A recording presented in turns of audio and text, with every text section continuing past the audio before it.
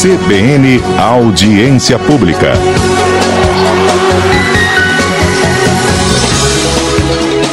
Apresentação: Leiliane Behind. Muito bom dia, agora são 9h36, horário aqui de Rondônia, já estamos no ar com a audiência pública. Lembrando você que está acompanhando aqui a programação pelo 101,9 em Porto Velho, o 93,7 lá em Guajará-Mirim, e também pode acompanhar tudo que rola aqui na CBN pelo site www.cbnamazonia.com. E você pode participar com perguntas, interação aqui pelo WhatsApp da CBN, o 992-641937. 992-641937, ou acessar as nossas redes sociais, tanto Instagram, Twitter. Fique à vontade pelo @CBNAmazôniaRO. Lá você encontra tudo que rola, também informação aqui, as últimas notícias. Hoje, no Audiência Pública, nós vamos falar um pouco sobre a importância da tecnologia em meio a essa situação da pandemia, e também nos dois últimos blocos vamos falar sobre como as empresas, principalmente no ramo alimentício, aí, têm se adaptado a essa nova realidade. E nesses dois primeiros blocos, quem está aqui comigo ao vivo, por telefone, para falar da importância da tecnologia em meio a essa crise que estamos vivendo, é o professor do IFRE, colunista aqui da CBN em Economia e Tecnologia, o Everton Andrade. Bom dia, Everton. Olá, bom dia, Leiliane, bom dia a todos os ouvintes da Rádio CBN. Nesse novo formato, né, de audiência, a gente participa aí eventualmente, mas primeira vez fazendo adaptado aí para nossas medidas de isolamento social. Exatamente. Muitos aplicativos aí, Everton, têm sido usados agora para reuniões em empresas, para contato pessoal, até mesmo as famosas lives. E muita gente aí não tinha essa experiência. Como você vê essa situação toda agora da tecnologia em meio a essa pandemia? Interessante você falar desse uso até às vezes forçado dessas ferramentas, né? Porque muita gente ainda relutava, não tentava postergar a utilização delas, mas agora está sendo praticamente obrigada a utilizar. Tem muita gente ainda mesmo com toda a facilidade das ferramentas permanece um pouco resistente, tendo algumas limitações. Mas acredito que a maioria das pessoas, conforme vai tendo acesso, vai utilizando, vai percebendo que não é tão difícil, até porque elas são moldadas para ser o mais intuitivo possível. E às vezes o que existe é uma resistência mesmo da pessoa.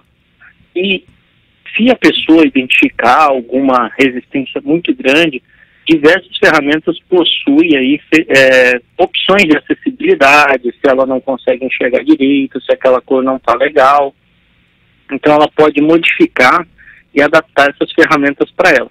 É lógico que você também sempre pode estar optando para utilizar uma ferramenta ou outra, visto que hoje a gente tem uma infinidade de opções aí.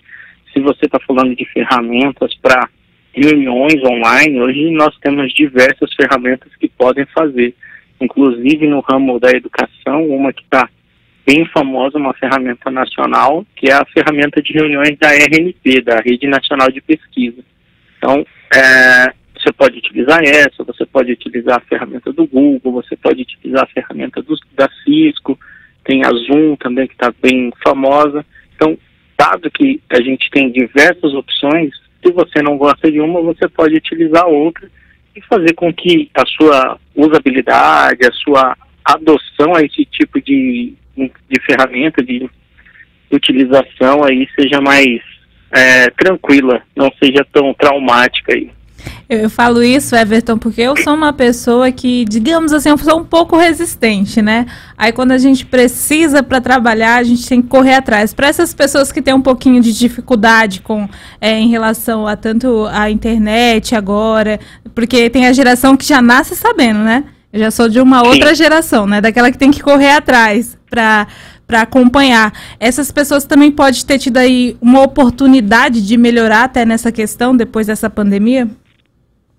Com certeza. É legal você falar dessa situação das gerações, né? Porque as gerações mais recentes já são alfabetizadas digitalmente, então elas nasceram no mundo digital.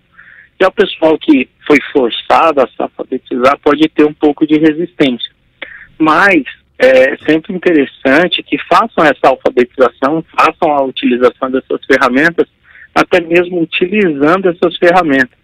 Uma das coisas que pouca gente utiliza, mas que a geração recente utiliza muito, é o próprio YouTube e os vídeos, os blogs e demais páginas da internet, que você pode, se tem alguma dúvida de alguma ferramenta, você colocar como utilizar qualquer coisa, vai ter um vídeo explicando, vai ter alguma página na internet explicando. Então tem muito disso que você pode utilizar a própria internet para se alfabetizar, para se informar e até mesmo aprender novos conhecimentos, aprender novas coisas.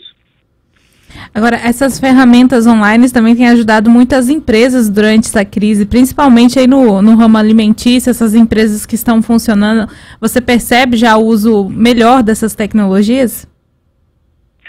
Sim, as empresas inevitavelmente tiveram que utilizar esse tipo de tecnologia para continuar funcionando, né?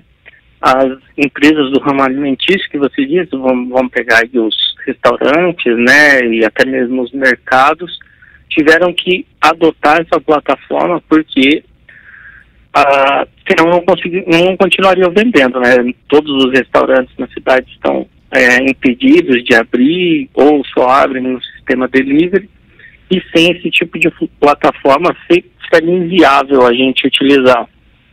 Porque como era feito antigamente, de conhecermos o restaurante, ligarmos, hoje já não tem mais essa dinâmica, isso não é mais caracterizado na nossa sociedade, porque temos as grandes ferramentas que aglomeram aí os restaurantes em um único local e fazem essa venda de uma forma unificada, né? Até a mesma plataforma, o mesmo padrão, então a pessoa consegue visualmente o usuário consegue fazer isso com muita mais facilidade, adicionando filtros, adicionando, às vezes, por preço, colocando cupom de desconto. Então, para o usuário ficou muito interessante. Existe toda uma crítica a esse tipo de ferramenta por causa da exposição dos entregadores e, às vezes, até a forma o regime de trabalho que estão tendo com esse tipo de trabalhador. Mas isso não é uma discussão tecnológica, muito mais uma discussão jurídica em cima, e até mesmo trabalhista em cima desses tipos de profissionais, mas a tecnologia com certeza veio ajudar a conectar as pontas, o usuário final e o dono do restaurante. A tecnologia ela sempre serviu para aproximar as pessoas, eu creio que até antigamente as pessoas falavam agora dá para falar com um parente, com alguém lá distante, mas nesse momento, assim, o que você percebe dessa união, tanto agora com a quarentena, né, que as pessoas não podem ter esse contato, isso também é importante, né, na relação, mas principalmente aqui no estado, você nota que ainda precisa, digamos assim, ter um pouquinho de avanço tecnológico ou está indo aos poucos em relação ao Brasil? Olha, nós utilizamos muito algumas ferramentas de comunicação, né? No Brasil, as redes sociais são um sucesso absoluto e aplicativos de conversa, no Brasil, no caso, o principal é o WhatsApp, nós utilizamos muito bem. Só que algumas outras ferramentas, por sermos um povo mais caloroso, que não utiliza tanto essas ferramentas para comunicação do cotidiano, a gente utiliza para mandar recados, para coisas rápidas, não para trocar a comunicação, a comunicação ao vivo, assim, a gente não utiliza tanto, a gente está passando por uma certa dificuldade. Recentemente eu tive uma experiência pessoal aí que foi um pouco diferente. Tivemos um aniversário na família e fizemos ele de uma forma online. Fizemos uma reunião online para todo mundo se ver. Então, é uma experiência nova provocada por esse tipo de isolamento.